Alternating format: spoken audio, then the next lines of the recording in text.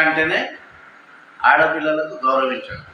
అందుకు నోరు అదుపులు పెట్టుకొని చంద్రబాబు నాయుడు సార్ ప్రతి ఒక్కరు పనులు చేయించుకోండి నిలబడి. అన్ని పార్టీలు కూడా పార్టీలకు దీనికి సంబంధం లేదు, ప్రభుత్వం మాది అని పనులు చేయించుకోవడంలో ఈరోజు అందరికీ కూడా డబ్బులు వచ్చినాయి. అక్కడ క్యాస్టులు లేవు, మైనార్టీస్ అని లేదు, తెలుగు హిందువులు అని లేదు, క్రిస్టియన్స్ అని లేదు, అందరికీ వచ్చినాయి. అందరికీ వస్తాయి కూడా, ఇంకా రాని వాళ్ళకు కూడా వస్తాయి. ఎందుకంటే ఆయన ఆల్రెడీ పిల్లలకు సెట్ అయిన తర్వాత ఇస్తూనే ఉంటామన్నాడు, అందరికీ ఇస్తా అన్నాడు.